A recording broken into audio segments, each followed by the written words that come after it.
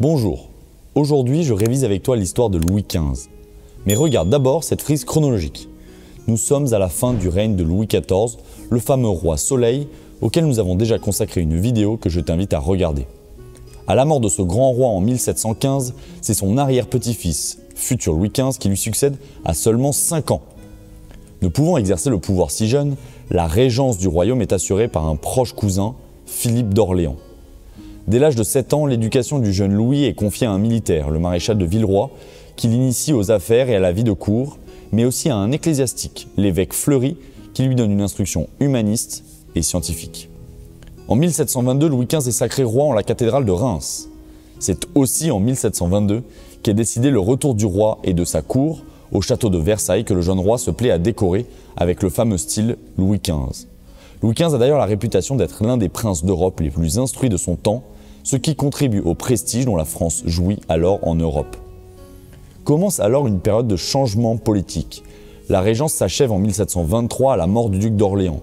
Mais Louis XV n'a que 13 ans et il conserve donc un premier ministre jusqu'en 1726, année où il appelle auprès de lui Fleury, son ancien précepteur en qui il a toute confiance. Désormais cardinal, Fleury n'a pas le titre de premier ministre, mais il en détient tous les pouvoirs. Gouvernant avec prudence et sagesse, il permet à la France de vivre une période de prospérité jusqu'à sa mort en 1743. Sur un plan international, le règne de Louis XV débute mal. En 1725, alors qu'il est fiancé avec la fille du roi d'Espagne âgée de seulement 7 ans, son premier ministre prend le pari risqué de rompre cette union, peu prometteuse, et de marier le jeune Louis à Marie Leszczyńska, fille du roi de Pologne.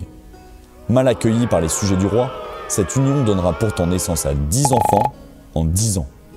En 1733, Louis décide de soutenir son beau-père dans la guerre de succession de Pologne. L'entreprise est un échec, mais permet tout de même à la France de gagner la Lorraine. En 1740, l'empereur du Saint-Empire romain germanique meurt, ouvrant une autre guerre de succession dans laquelle s'affrontent d'une part la Prusse et l'Autriche, et d'autre part la France et l'Angleterre. Durant ce conflit long de 8 ans, l'image du roi est redorée par ses conquêtes aux Pays-Bas et dans l'actuelle Belgique. Il est alors le souverain bien-aimé de ses sujets qui lui manifeste une affection sincère. Mais à la signature du traité de paix d'Aix-la-Chapelle en 1748, Louis XV rend toutes les conquêtes qu'il a obtenues, faisant de la Prusse la grande gagnante de ce conflit. Cette issue est incomprise et mal acceptée par les Français. De plus, la rivalité avec l'Angleterre se poursuit dans les colonies d'Amérique, où les Anglais renforcent leur présence militaire et menacent le trafic maritime français. Parallèlement, la Prusse s'allie à l'Angleterre en 1756, tandis que, négligeant l'opinion de ses sujets et les alliances traditionnelles des Bourbons, Louis XV allie la France à l'Autriche. La guerre qui en résulte, dite guerre de 7 ans, s'achève en 1763 par la perte de toutes les colonies françaises d'Amérique au profit de l'Angleterre.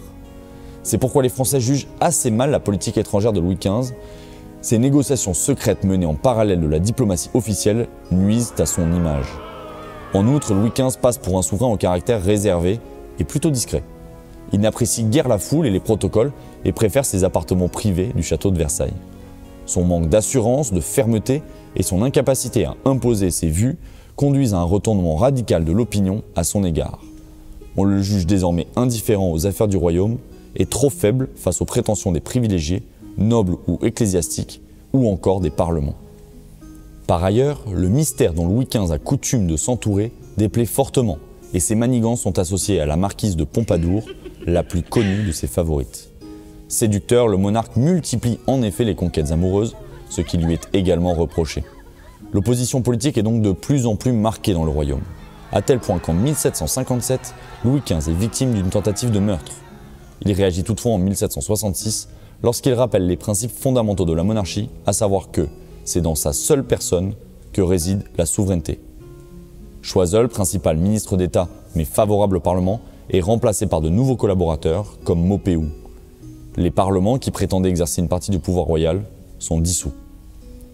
Mais ces mesures trop tardives n'empêchent pas la fin du règne de Louis XV d'être marquée par une perte de popularité. C'est donc dans l'indifférence des Parisiens et des courtisans que la variole a raison de lui en 1774, après avoir gouverné le pays pendant plus d'un demi-siècle.